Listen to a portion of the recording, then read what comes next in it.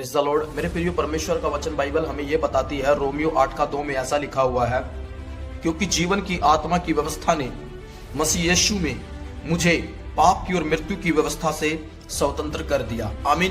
पौलुस कहता है कि परमेश्वर की जो जीवन की आत्मा है, उस जीवन की आत्मा ने मेरे जीवन के अंदर काम करने के समय मुझे पाप की आत्मा से, मुझे मृत्यु की आत्मा से आजाद स्वतंत्र कर दिया है। आमीन। मेरे प्रियो, ये परमेश्वर का आत्मा ही है, वो जीवन का आत्मा। हालेलुया। और जब जीवन का आत्मा एक व्यक्ति के जीवन के अंदर काम करता है, उसके अंदर काम करता है, तो वो जीवन को उत्पन्न कर देता है। आमीन। हालेलुया। वो जीवन का आत्मा पाप की आत्मा को नष्ट कर देता है। वो जीवन का आत्मा मृत्यु की आत्मा को नष्ट कर देता है। जहां पर जीवन का आत्मा होगा, वहां पर पाप का आत्मा, मृत्यु का आत्मा नहीं होगा।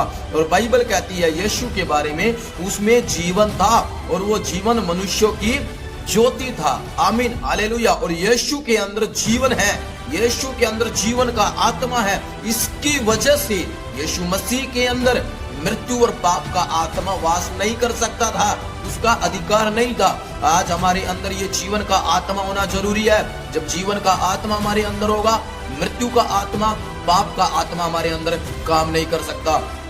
बट पौलुस कहता है, मैं इन आत्माओं के अंदर, इन आत्माओं के अधीन में जीवन जीने वाला व्यक्ति था। मैं छूट नहीं पा रहा था, लेकिन जिस समय परमेश्वर की सामर्थ के द्वारा उसका आत्मा, वो जीवन का आत्मा मुझ पर काम करने लगा, मेरे अंदर रहने लगा, वास करने लगा, उसने मुझे उस मृत्यु और पाप की आत्मा से, उसके बंधन से छुड़ा लिया, मुझे आजाद कर दिया। हालेलुया।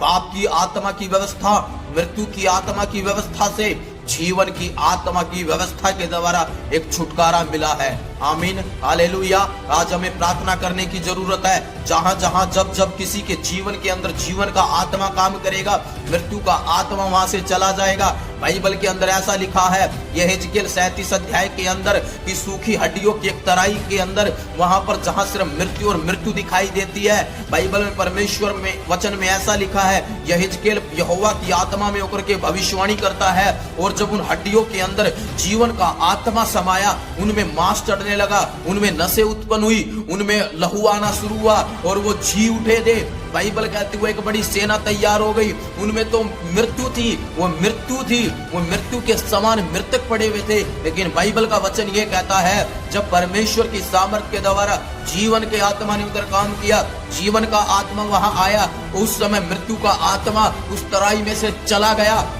तो एक जीवित एक सेना बन करके तैयार हो गई। हालेलुया। मैं सिर्फ एक व्यक्ति की बात नहीं करता हूँ। हालेलुया। एक बड़ी भीड़ जो मृत्यु में चल रही है, और जब उनके अंदर जीवन का आत्मा आएगा, वो छुटकारा पाएंगे, वो जी उठेंगे। बाइबल का परमेश्वर का वचन ये कहता है, वो जीवन मसीह के अंदर है, वो जीवन यीशु के अंदर है। और यीशु को हमें अपने जीवन के अंदर लेना और उसको बुलाना अपने साथ, यीशु मसीह को हालेलुया हालेलुया लेकर के चलने की आज जरूरत है। वो जीवन उसके अंदर है, वो जीवन यीशु के अंदर है, वो हमारे साथ चलेगा, वो हमारे अंदर वास करेगा। हम भी हालेलुया जीवित रहेंगे। मृत्यु हमारे ऊपर कार्य नहीं कर सकती। हालेलुया। एक समय पर मृत्यु ने यीशु के ऊपर अधिकार रखा, लेकिन जीवन की आत्मा के द्वारा वो फिर से जी उठा। हालेलुया। और बाइबल कहती है, हालेलुया, एक दिन वो सब मुर्दे जी उठेंगे।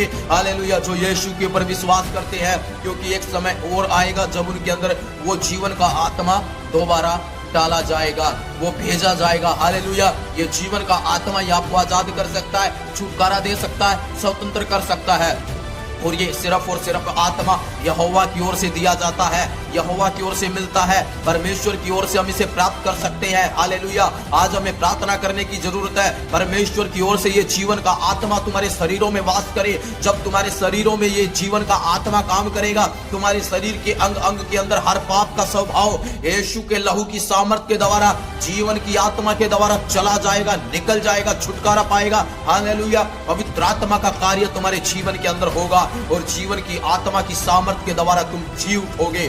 तुम्हारे शरीर के कई हिस्सों के अंदर जान नहीं होगी, वो मृतक दशा में होंगे, लेकिन तुम्हारे शरीरों में जब जीवन का आत्मा काम करेगा, ये जी उठेगा। परमेश्वर तुम्हें बल देगा, वो शक्ति देगा। ये जीवन का आत्मा परमेश्वर का आत्मा है, जो परमेश्वर आपको देना चाहता है। प्रार्थना करें और परमेश्वर के ऊपर विश्वास करें, वो आज आपके जीवन के अंदर चमत्कार करेगा। प्रभु आपको आशीष करे। Praise the Lord.